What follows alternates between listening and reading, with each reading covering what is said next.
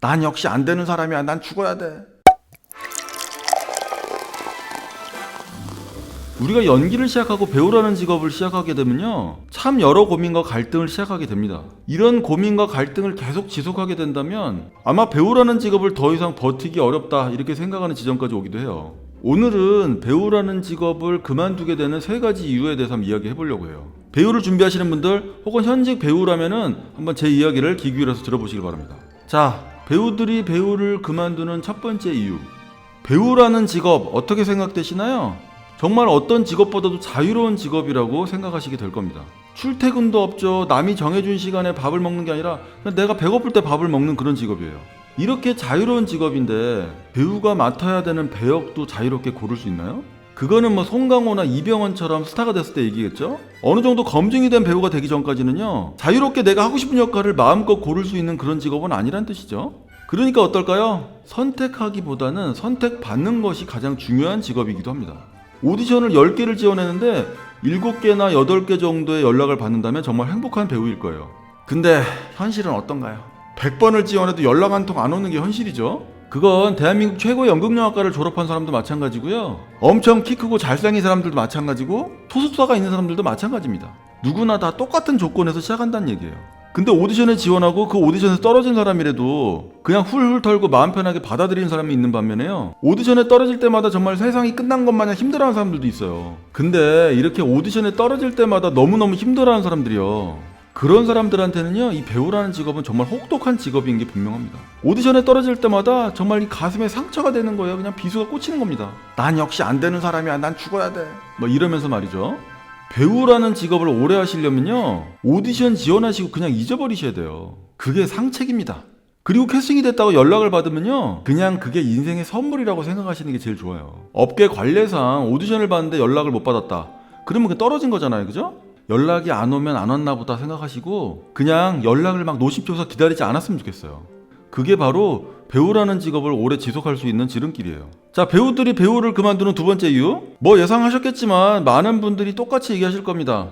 바로 돈 문제예요. 배우 일을 시작하고 이 금전적인 문제로 갈등이 시작되셨다면요, 그걸로 본격적인 배우의 길로 들어섰다 이렇게 생각하셔도 무방합니다. 배우 1년 차든 배우 20년 차든 금전적인 문제로 갈등을 겪지 않는 배우는 없다고 생각하시는 게 마음 편할 거예요. 물론 어느 정도 궤도에 올라가고 인지도가 높아진 배우라면야 뭐 좀 논외로 해야 되겠지만, 그렇게 인지도가 높아진 배우라고 해서 금전적으로 아무 문제가 없는 건 아니라는 점, 그 점을 아셔야 돼요.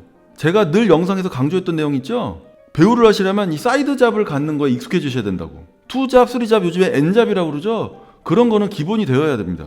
그게 알바가 됐던 프리랜서로 할 수 있는 다른 일이 됐던 삶을 지탱해 줄 수 있는 탄탄한 수익원이 없으면요, 배우라는 직업은 언제라도 위협받을 수밖에 없다는 거예요.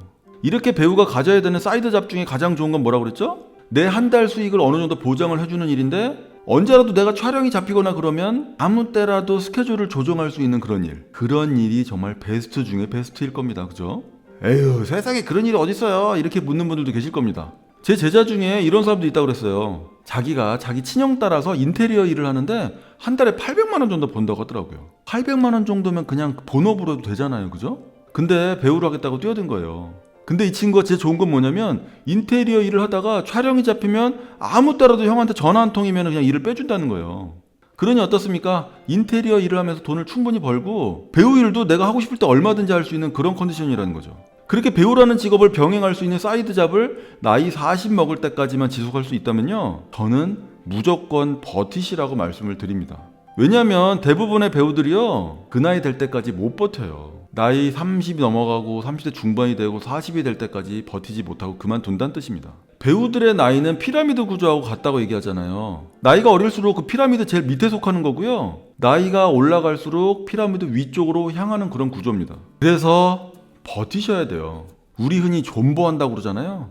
존버하실 수 있는 수익 구조를 만드시는 게 가장 중요할 겁니다. 그러면 배우를 오래 하실 수 있어요. 한마디로 뭐예요? 배우들이 배우를 그만두는 두 번째 이유, 바로 금전적인 문제라는 거죠. 자, 배우들이 배우를 그만두는 세 번째 이유, 이 마지막 세 번째는요, 연기를 이제 막 시작하신 분들의 해당 사항이 있을 겁니다. 제가 늘 하는 얘기가 있어요. 연기를 정말 하고 싶은 거랑 연기를 하기 위해서 열심히 움직이는 거랑은 별개의 문제라고 제가 얘기해요. 정말 연기 레슨을 정말 열심히 받거나 혹은 심지어 연극영화과에 열심히 다니고 있는 사람, 이런 사람들 중에는요, 현장에 나가려고 프로필 열심히 찍고 열심히 민첩하게 뛰어다니는 그런 거에는 별로 관심이 없고 무딘 사람들이 있어요. 제 주변에 이런 사람들이 정말 많이 있습니다. 중학교 때부터 연기 시작해갖고 예고 연극영화과 3년, 대학교 연극영화과 4년, 그리고 석사까지 연기를 정말 어마어마하게 오랫동안 공부한 친구들이 있어요. 그러니까 거의 12년 이상을 연기를 공부하고 익힌 거죠.